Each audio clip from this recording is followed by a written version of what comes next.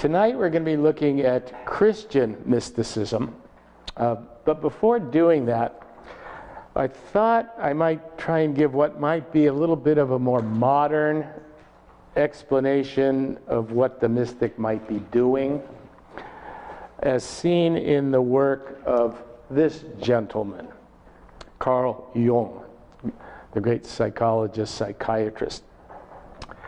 Jung was very interested in the nature of consciousness and believed there were several layers of consciousness. First, there is what he called waking consciousness. That's what we're experiencing right now. What's characteristic about waking conscience is subject-object. There's me and there's something else. That's how we deal with things consciously. There's me and there's something else. That's conscious, waking consciousness. Then there's what he called the subconscious. And that's a level of consciousness that we usually experience in dreams.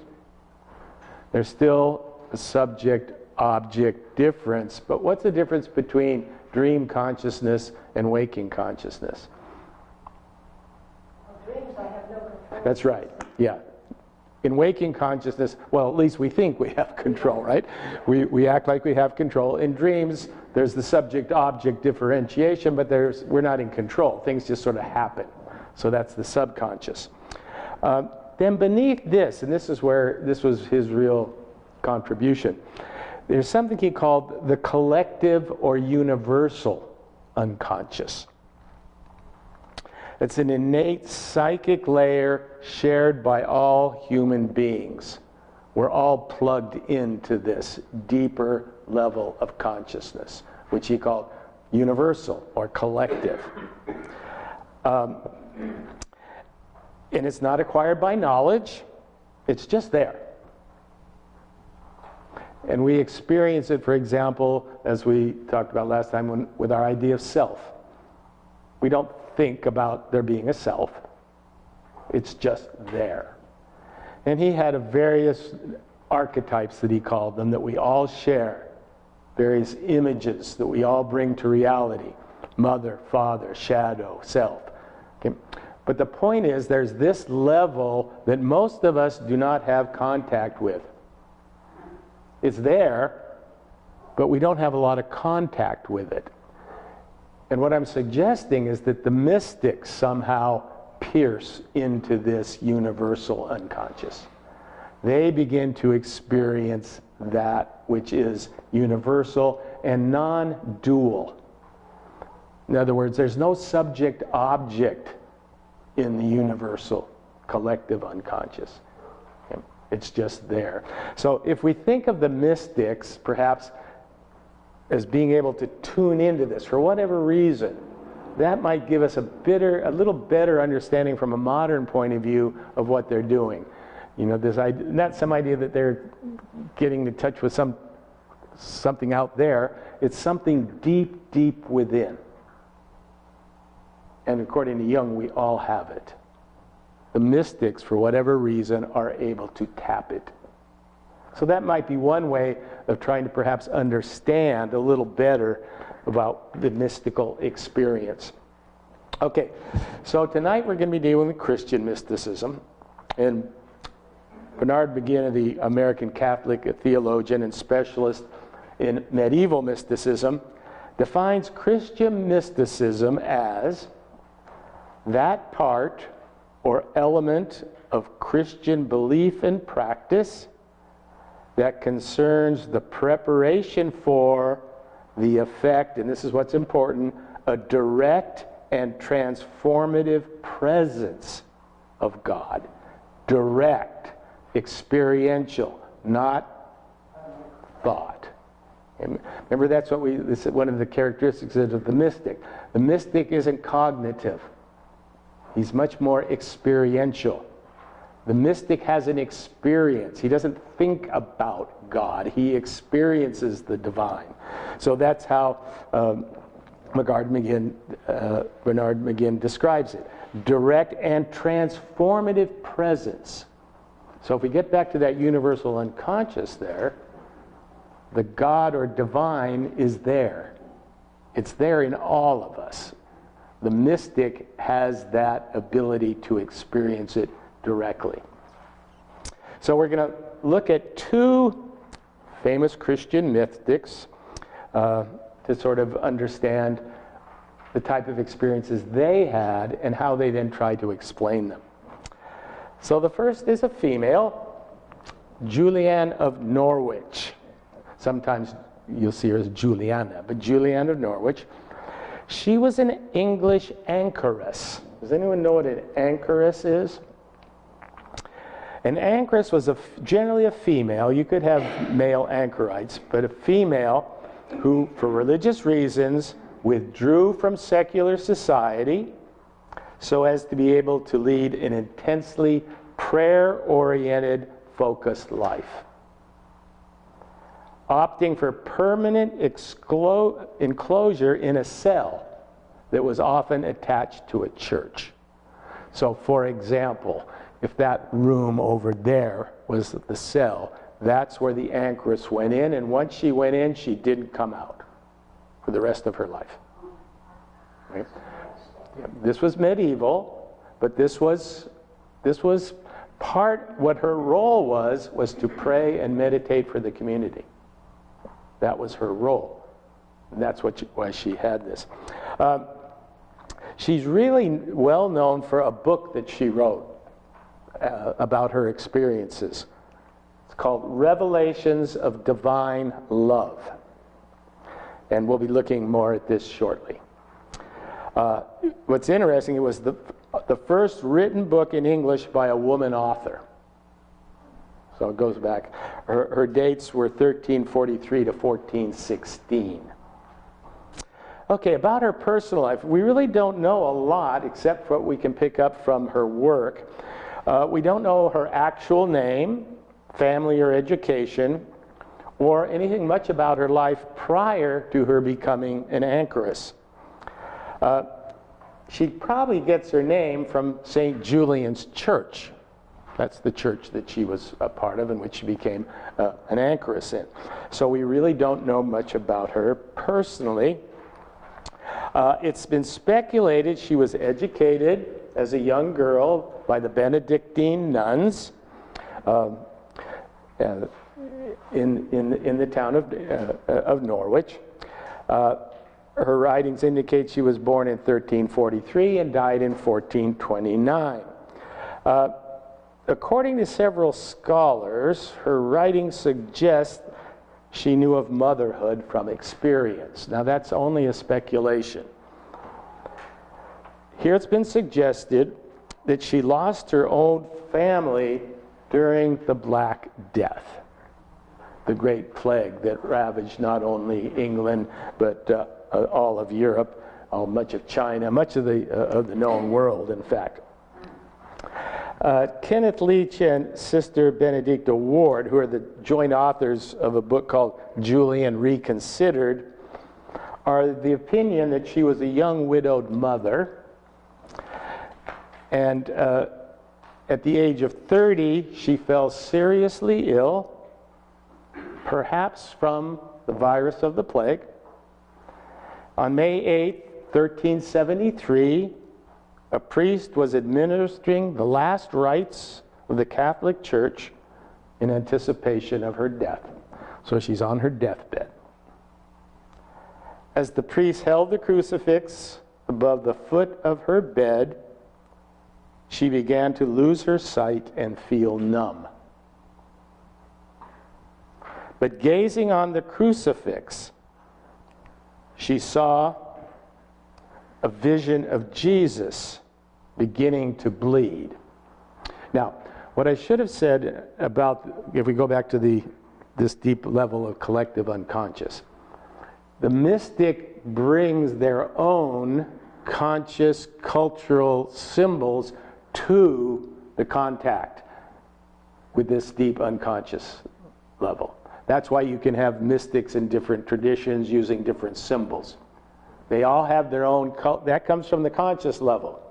But when they have the experience and try and interpret it, they'll interpret it through their conscious symbols. Whereas the underlying collective unconscious is more like the ocean, and the consciousness is like the drop or something, okay? So,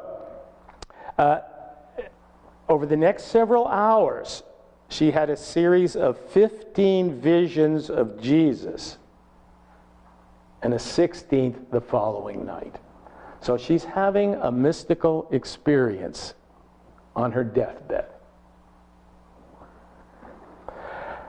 She completely recovered from her illness. She wrote about what she called, and this is Old English, her shewings, S-H-E-W-I-N-G-S. We'd call it showings, or her visions. She wrote about these shortly after she experienced them. Her original manuscript, which is, we don't have the surviving copy, is called the short text. And then 20 to 30 years later, in the 1390s, she wrote a longer version called the long text, and we have that manuscript. What she's going to be doing in this work is trying to describe her mystical experiences, not just describe them, but give them meaning. Because the mystic isn't just interested in describing what I've just experienced. What does it mean? What does it mean? And usually this meaning will be universal, not just for her or him.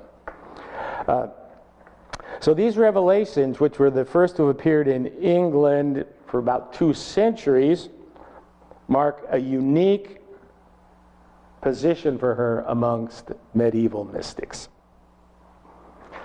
As an anchoress, so she had this, she became an anchoress after this, okay? So she becomes an anchoress. And like I said, she would have played an important role within her community. We've lost that, haven't we? We don't have members of our community. Well, I guess the Catholic Church probably still does, and they're monks. But all they're doing is praying. And they're not just praying for themselves. That's part of their community responsibility. So that's what she would be doing. She was praying daily, and she had her little room. Here it is, actually. We still have it. The example. That's where she spent the rest of her life. There was an opening into the church, so she could receive communion or the Eucharist. There was also an opening to the street where people could come by, and she acted kind of like a mystical counselor. So it wasn't that she didn't have contact with anyone, but she just didn't come out. And what do you notice on her lap? A cat. Yes. Yeah, a lot of these anchors, they had cats. It's said to get rid of mice, I guess. But every time you'll often, if you look up Julian, you'll find her with a cat. It sort of became one of her. But once her life of seclusion had begun, she had to follow strict rules, stipulated that they lived a life confined isolation, poverty, and chastity. People bring her food, bring her alms, okay? But that's her life, prayer and meditation. She did make clothes for the poor, and she would have enjoyed some financial support from the more prosperous members of the community. But I mean, she didn't have a car. I mean, she's in her room. She died in 1429 at the age of 87. So she was in there for a large number of years. I know. Her dad? Okay, maybe. It's okay. It might be 1416. I might have got the wrong date here, but she was 87 years old. Has anyone ever been on a silent meditation? I know. Okay. How many days? 3. Yeah. Yeah. And that's pretty tough, isn't it? Yeah. Chris went for 10. So it's just something we're not used to, but this is the life she lived. Okay, so let's now turn to this book that she wrote called Revelations of Divine Love, and the mystical theology contained within it. There's her death. Okay. It has 87 chapters, and the first chapter begins as follows. This is a revelation of love.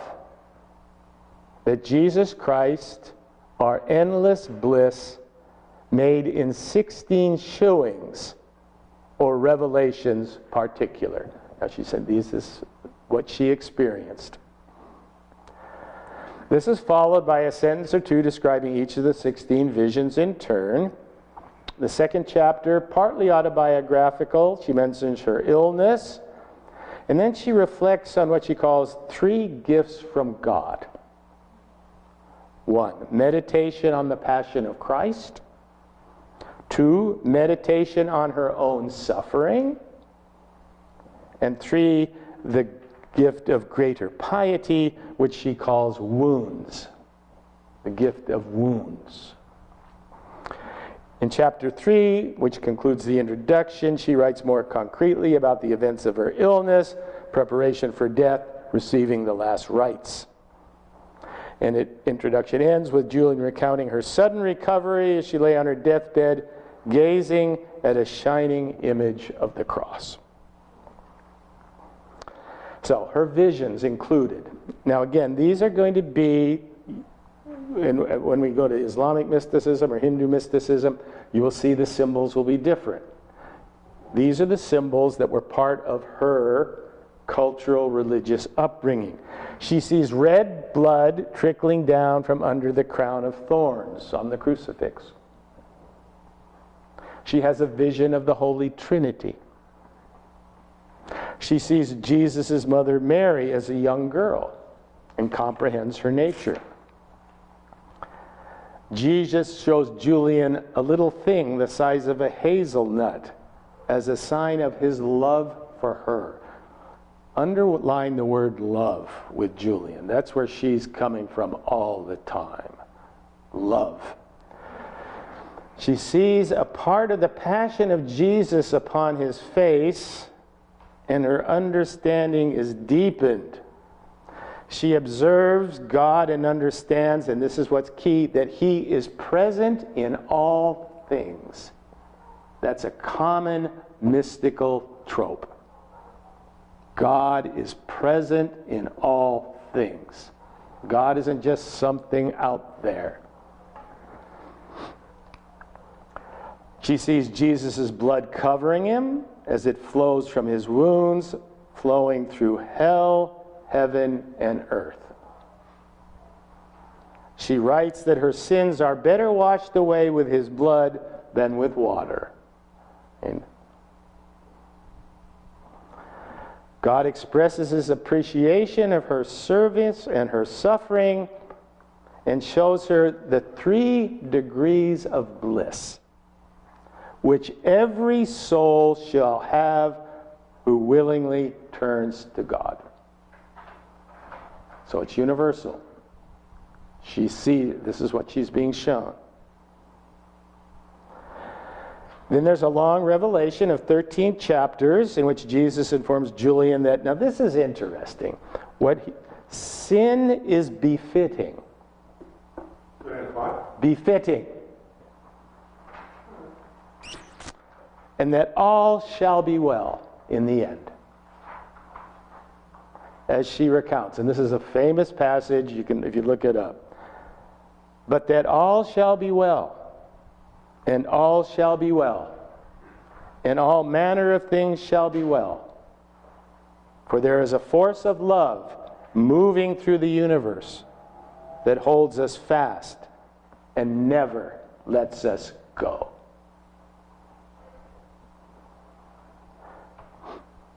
Now, why is sin befitting? Because God is more satisfied with man's atonement than he's upset with his sin.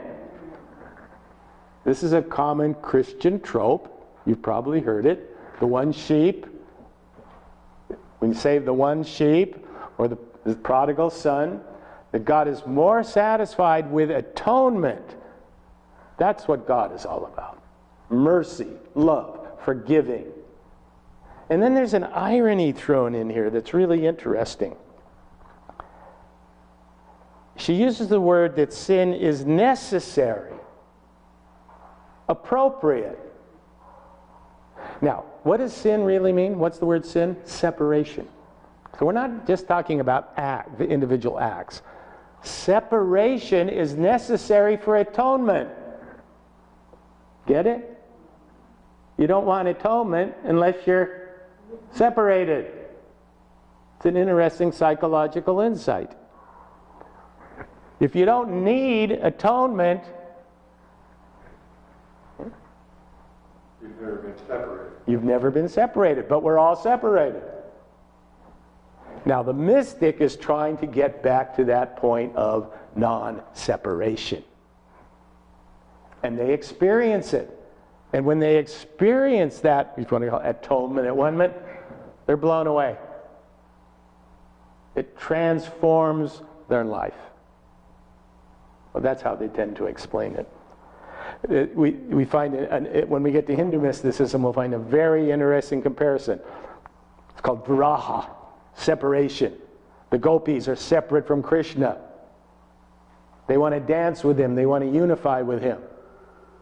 They can't unify with him unless they're separate. You ever thought about it? It's an interesting psychological insight. And it helps explain this notion of sin and separation and how it fits in. We are separated at creation at one level, conscious. From the mystic's point of view, we're always at one at the deeper level, at the universal. We tend to forget that, and we act as if we're separate. The mystic has an experience that says, no, we're not separate. We're only separate here. And you know, if you look at the notion of the fall, what causes the fall? Eating the apple or the pear or whatever it is of what? Knowledge. Knowledge. Once you have knowledge, you're separate. At least knowledge up here. Because that's how the brain works. That's how consciousness works. Consciousness works on subject-object distinction. The mystic is trying to break through that. Now, the mystic doesn't just suddenly get rid of all the other levels of consciousness, but they're aware. At least they claim to be. I haven't had that total experience, except once on a golf course, when everything just seemed to go. But anyway, so that's the experience she has. And it contains, therefore, a message of optimism based on the certainty, the absolute certainty of being loved by God. That's the certainty that she's experienced. Nothing could make her not accept that, having had that experience.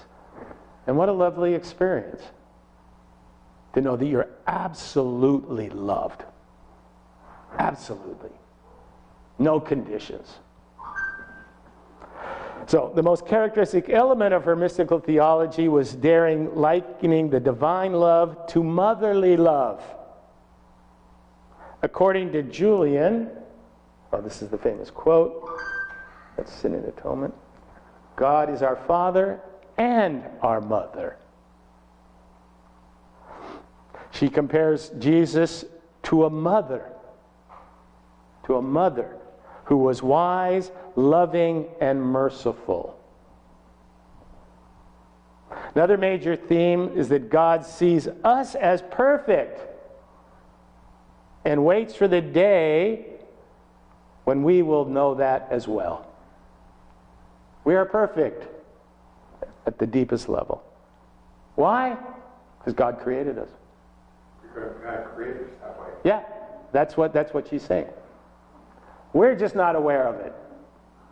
And therefore we act out of separation from that and get ourselves in all kinds of trouble. Anyway, so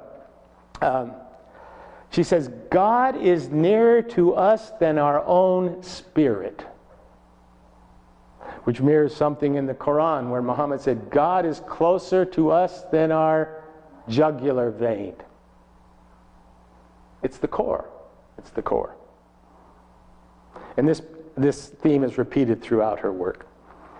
So in the 1902 preface of the text, it is claimed that the core idea of Julian's vision is the universality of love and its basis in the soul. the writer of that book explains, beneath the life of those senses, okay, which reveal to us the world of appearances, beneath that, which the unreflecting mind so easily confounds with reality, that's our senses, okay, we say this is real, right? This is real. This is the real world. But it only symbolizes all this stuff. Appearance symbolizes, according to Julian, deep down at the very basis of the soul, the absolute connection with divinity. We don't have that often. We lose that because we're busy all the time in this world of appearance. We forget. Yeah, we forget. Mind. We have to be Mind. yes, and that's the role she plays in the community, because that's her role, to be in touch with this connection and then to share it with people, to remind people. Now, everyone can't be an anchoress and a mystic, but her role is to remind you who you really are. Okay, let's finish up with her, and this is, let her speak for herself. This comes from the text. For the shewing, or the showing of the revelation, I am not good, but if I love God the better, and inasmuch as ye love God the better, it is more to you than to me. I say not this to them that be wise, for they know it well. But I say it to you that be simple, for we be all one in love.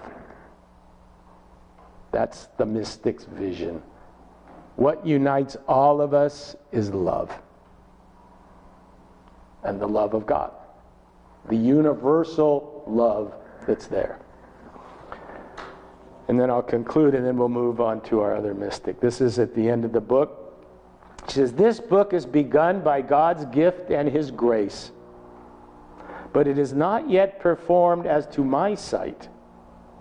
For charity pray we all together, with God's working, thinking, trusting, enjoying. For this will our good Lord be praised, by the understanding that I took in all his own meaning, and in the sweet words where he said merrily, I am ground of thy beseeching. In other words, I am the source of your longing. We all have this deep longing. Let's say, I am the source of this longing. And then she finishes up, she says, for 15 years later, she was searching for the meaning. What wouldst thou know thy Lord's meaning in this? Know it well. Love was his meaning. Love doesn't need anything, you don't have to get a meaning beyond. Love is meaning. If you've ever experienced deep love, you know that it has meaning in itself. Love is meaning. Who showed it thee? Love. What does it say about God in John's Gospel? God is love. Not God is someone who loves. God is love. And this is what she's saying. This is what she experienced. Thus I learned that love is our Lord's meaning. And I saw full surely in this and in all that our God made us, he loved us, whose love has never slacked. It's always there. Why is it? Because if we're going to use a Jungian analysis, it's part of the universal collective unconscious. It's at the core of everything, at least psychologically.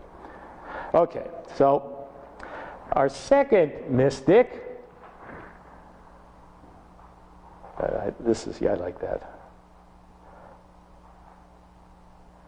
is a gentleman by the name of Meister Eckhart, German theologian, philosopher, mystic, born in what is now central Germany in the Holy Roman Empire. He came into prominence during something known as the Avignon Papacy. Has anyone heard of the Avignon Papacy? This was a period between 1305 and 1378 where there were two rival popes. One in France. One in Avignon, France, and one in Rome. There had been a split within the church, and there were two separate papacies during this period. So it was a very contentious time, as you can imagine. There were two claimants to the papacy, one in Avignon, France, and one in Rome. There was also tension between all the various orders, the Franciscans, the Dominicans. He was a Dominican. He had joined the Dominicans, the Dominican order, at the age of 18. He probably studied at the University of Paris. The University of Paris was the great medieval educational institution was well known throughout Europe. It was basically religious. It was theological studies. Aquinas studied there, etc. He studied there. The first really knowledge we have, on April 18, 1294, he preached an Easter sermon in Paris. We have a collection of his sermons. That's pretty much how we know what he believed. He remained in Paris until 1303. He then was made a provincial superior in Saxony. May 14, 1311, he went back to Paris. Then he was sent back to Strasbourg. So he was a traveling teacher. Studied at Paris, traveling in the Dominican order. Then, roughly around 1323, some of the Dominicans had concerns about his teaching. This was a very controversial period, not only politically, but theologically. You had to watch yourself. And there were certain, and so what did they do? They wrote to the Pope. And there was a papal inquisition. The commission found 28 of his articles, or his writings, as suspicious of heresy.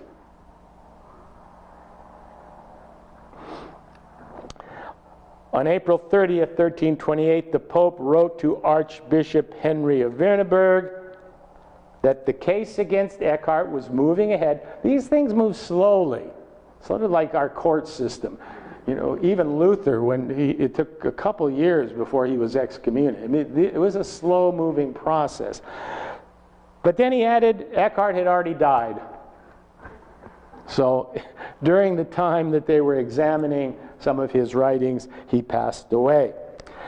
In May, the Pope issued a bull, B-U-L-L. If you ever see this, a bull is an official statement from the Pope. It gets its name from a little seal at the bottom called a bulla, which makes it official. The bull said that these 28 articles were probably heretical. Probably what? Heretical. Probably there was a doubt in there. I mean, he's dead. You see, he's dead. So, yeah. But that statement lasted for 600 years. He was only rehabilitated in 1992. Rehabilitated? What did he look like that? Well, just meaning his writings they were no longer accepted as heretical. So let's look at some of the teachings, and maybe we can understand why some leading theologians considered him heretical. I think you might see why. A central theme of Eckhart's German sermons, and his sermons are in the vernacular, they're in German. Okay, they're not in Latin. That's important. Was the presence of God in the individual soul and the dignity of the just man. The seed of God is where? it's within us. This is the mystical path. The mystic isn't looking out there. The mystic is looking in here. This is a theme from which he rarely departed. In one sermon, he gives the following summary of his message. When I preach, I usually speak of detachment and say that a man should be empty of self and all things. And secondly, that he should be reconstructed in the simple good that God is.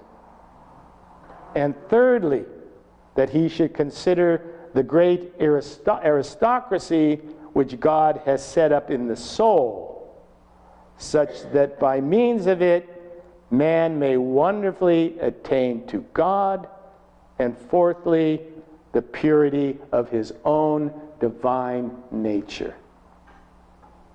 The kingdom of God is within you. That's what he's constantly stressing.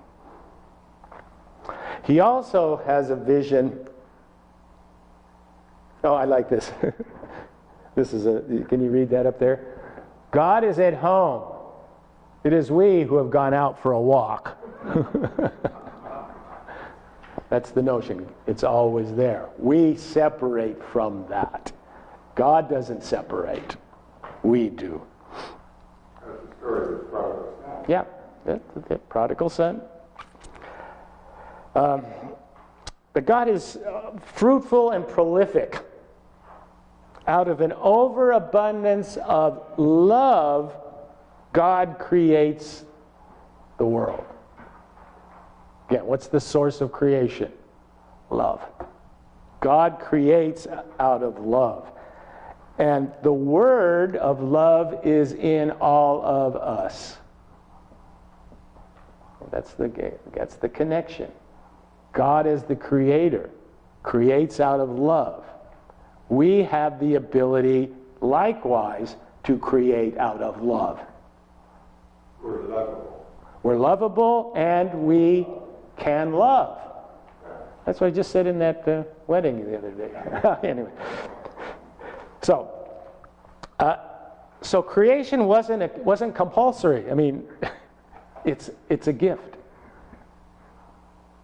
It's a gift.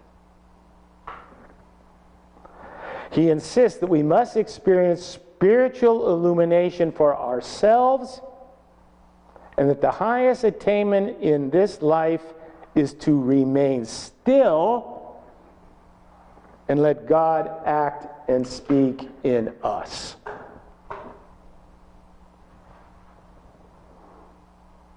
He calls us to enter into what he calls the soul's hidden ground and be reborn. Born again isn't something new. To be reborn is to connect with your original connection, which we've gotten away from. And the path, and this is what makes it mystical, the path is one that goes beyond the intellect. It is one in which the soul's spark, that inner transcendent faculty, perceives the divine within itself in a way that he calls, interestingly, unknowing. He's contrasting that type of knowing with this type of knowing. This is knowing. Unknowing doesn't involve this. Unknowing involves direct experience. I don't think about this. I experience it. Now, to experience it, generally you're going to have to do something. You're going to have to contemplate. You're going to have to pray. You're going to have to meditate. You're going to have to turn in. Because if you're always out there, all you're going to see is what's out there. So there's this stress on, and we'll get to this, contemplative prayer. So it's not a prayer where you're praying to some object. It's inner contemplation. It's that intuitive notion that I was speaking of. This is what he says. There is more in this unknowing knowledge than in any ordinary knowledge. For this unknowing lures you away from all understood things and from yourself. Knowing's about there and about me. Unknowing is about God. When I know something, I'm knowing out there. That's what knowledge is. We like to collect it. Now, it isn't that that's bad or that you shouldn't do it, but that's not the source. If you want to experience the divine, you're never going to get it through the head. You can think about it all you want. You can be a great philosopher. You can write books. But it's like I said, it's the difference between being in love and writing a poem about love. To get there, you have to experience it. So this is what Christ meant when he said, whoever does not deny himself and leave his father and mother is not worthy of me. Now, father and mother here are just symbols of the external. It doesn't mean you leave your family. But if that's all your focus is on, that's not the source. The source transcends all of that. God pours into the soul in such abundance of light that it floods the soul's ground, running into her powers and into the outward man as well. So it affects the outward man as well. If you have this experience, you will live differently. That's what's being said. You cannot help but live differently. When you understand the unity of all being, and not only understand, but feel it intensely, it will transform your life. That's what they say. Now, let's get back to God, because this is where the heresy comes in.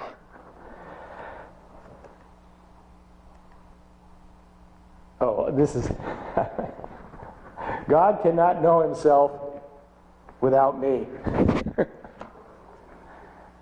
Do you see what he's saying? That we are the ones that experience the divine.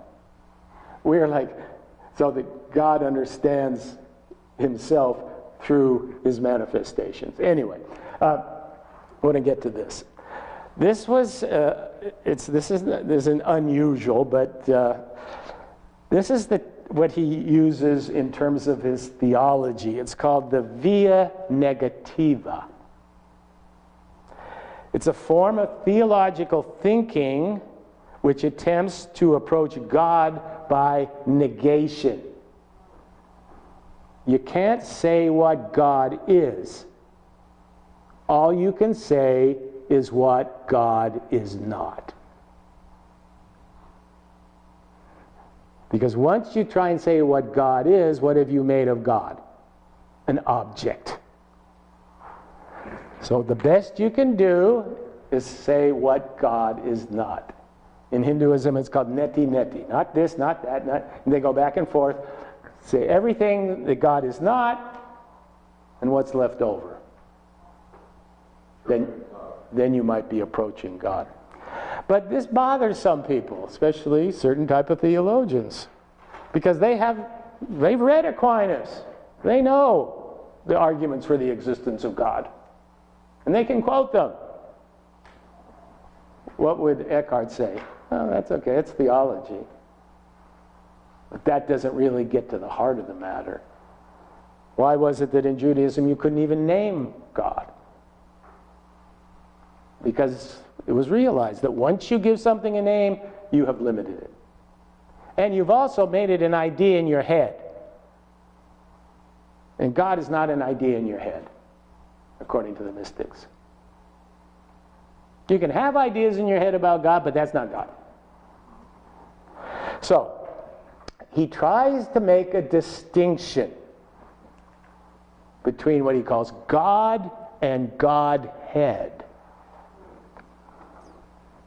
The former, that is God, is the familiar God of Christian theology and tradition.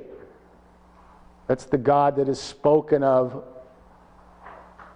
all the time when we use the word God, as if God is something separate. The Godhead eludes all description and conception. Now, we will speak of God, okay? But you've got to realize that when you're doing that, what you're doing. You're using a symbol or an idea to represent something, and there is a gap. The symbol is not the reality. The idea is not the reality. You're pointing to the moon. The finger is the idea. The finger is the symbol, but it's not what? The moon. Yes. So he's trying to make this distinction. Why would he make this distinction? How abusive has the notion of images of God been? Think of all the things people have claimed about God. All the ideas they've expressed. Some not so nice. So that they're all limited. They're not God. So he wants to make a distinction. God and Godhead. God is not a person, a thing, or an entity. God is entirely other. Here, God becomes not God. If you're saying the word God and you think you have it, that's not God. How do you like that one? Whatever thou sayest of God is untrue. Untrue in what sense? Limited. Limited. Anything anyone says about God is limited. Now, do you see, this is why the mystic, so that you might say to the mystic, well, how do you know? He says, I don't think it. I know it. I experience it.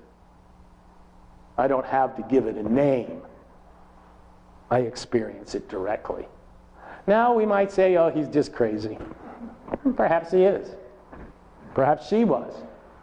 But their experiences are so powerful and transformative that if nothing else, they're very interesting people.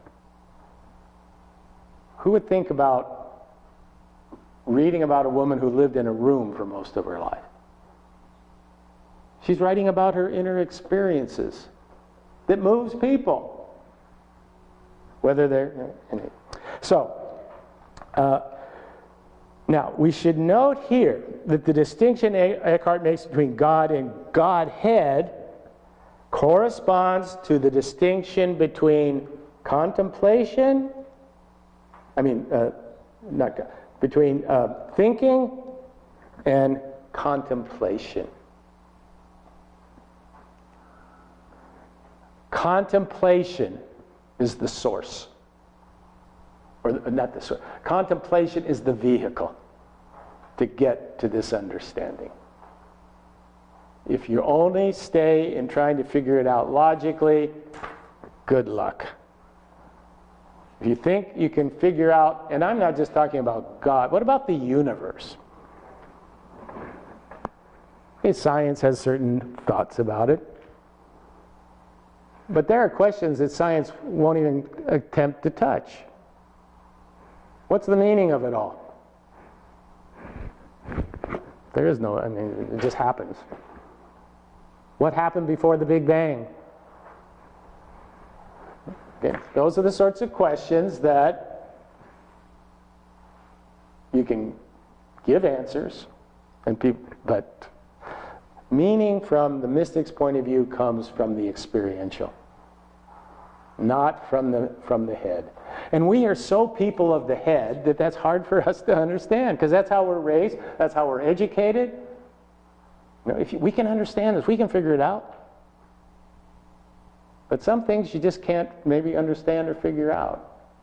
But you can experience. That's what the mystic says.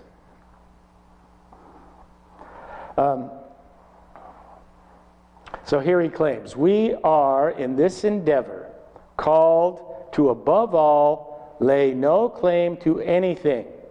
Let go of yourself and let the Godhead act for you. That's detachment. Detachment. This work is His. This birth is His, and all you are as well. For you have abandoned yourself and are gone out of all your faculties and personal nature. All the mystics in every tradition claim the greatest enemy is self. Self, by definition, is separation. Self is the ego. Yeah. Self, ego, by definition, is separation. And by definition, it is lack. It's always lacking something. Therefore, what's it always trying to do? Get something. That's what the ego does. It gets something. It doesn't have to, it can be material, it can be all sorts of things. I want to be great. Never asked you, why does anyone want to be great? Why do you want to be different than anyone else? Why do you want to be above anybody else? Well, it's interesting. We're so ingrained with it, that's just the natural order of things. One Buddhist psychologist says because deep down inside, that's a sign of lack and insecurity. When you need to stand out, when you need to be loved, when you need to be praised, that's not strength. All you're showing is that you lack something. The mystic says you lack because you don't have the connection to the source. Therefore, you're trying to fill yourself up with all this other stuff to make up for that lack. So detachment, he says, cleanses the soul, clarifies the mind, kindles the heart, and wakens the spirit. Do something because you just love it, not because you're attached to the outcome. Try to tell that to a sports team. Now, if you don't win, something's wrong. Trouble is, there's no end to winning. There's always the next. You ever notice how our sports world works? The moment the Super Bowl is over, about a week later, well, what about next year? And it's just, because it's just, that doesn't, now, I want to make it clear, that doesn't mean you can't do these things and have, but the notion here is do them from a detached sense. You do it because you love doing it, not because you're necessarily getting anything out of it. That, the mystic claims, will be more fulfilling than all the other round of attachment that we go through. Because attachment creates anxiety, let's be honest. Those who are most anxious are probably those who are most attached. Because when you're attached, what are you always afraid of? You're going to lose it. So that's what he places a great deal of on detachment.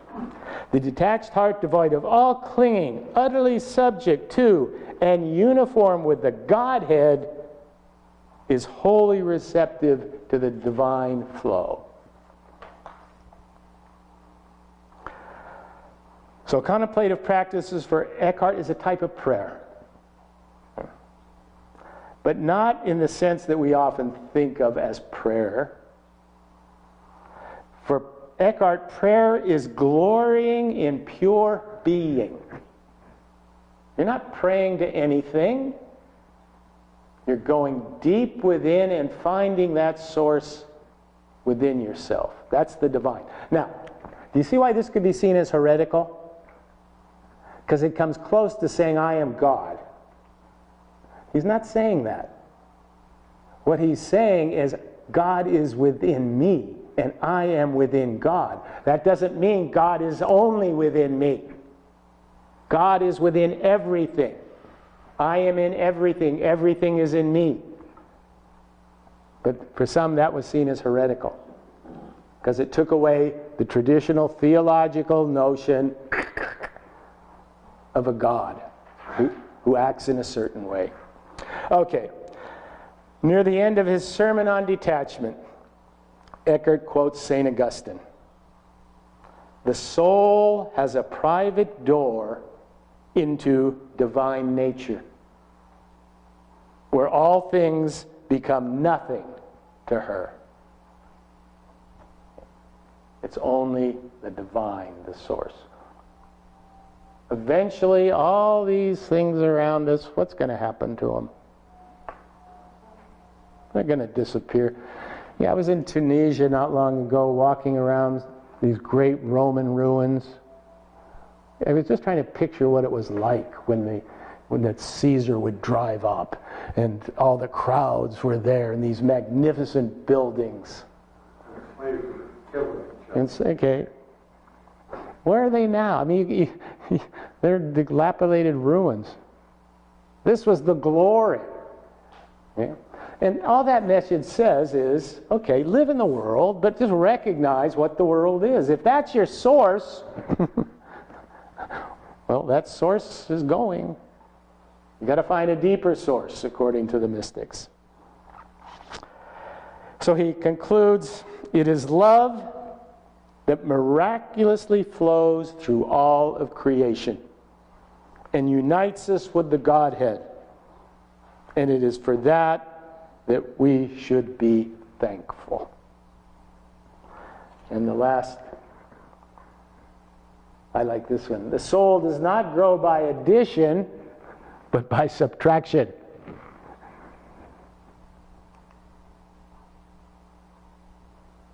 What a man takes in by contemplation, he pours out in love. And then this is the final one. I kind of like this. If the only prayer you said in your whole life was thank you, that would suffice. Be thankful. You're living in a marvelous creation. If you could just grasp it at its core. And that's what these people claim to do. Whether they do or not, well, I can't say. But one thing it does, when you read them, they move me. And they have obviously over the centuries transformed a large number of lives. Okay, that's it for tonight. I'll take questions. Next week we're going to look at Islamic mysticism called Sufism. And we'll look at one female, Rabia, and then two other males. One you may have heard of, Rumi, the great poet Rumi. So we'll look at those. And what I'd like you to do as we go through these various mystical traditions, see the similarities. The symbols will be different. A lot of the ideas will be different. But I think if you look closely, you'll see that there are similarities that all these mystics have. And the one big one is dying to self. Self is the enemy. And that's self with the ego self. Okay, any thoughts, questions? Well, the concept that God is in each, I somehow remember connecting to the Quakers. The divine light. Mm-hmm. Yeah. This is a very common idea across religions, that God can't be something separate, because what we long for is union. If God is always separate, we'll always be longing. So what we really want is union. Doesn't holy mean different? Holy mean different? I don't know, John. It might be. I don't know. We're different, but we're both. See? We're different on one level. That's why I wanted to point out the conscious, subconscious. Okay? Consciously, we're different. And we don't get that. That's true. Subconsciously, I don't know. Dreams are strange. But in the universal, collective, that's where we all share the same ground. Yeah. Mm-hmm. Well, I was just going to say, it makes me think of the verse, the peace of God surpasseth all understanding. Exactly. Yeah. All understand. See, an understanding meaning knowing from up here. The peace of God is experienced. not understood. If that makes any sense. I mean, that's one of the themes I'm trying to get across here, because when we experience something, it's not necessarily that we are thinking about it. Any other thoughts, comments? Well, go home and start meditating, contemplating, and Start praying like crazy. but thanks for coming out. I appreciate it. Thank you. Thank you.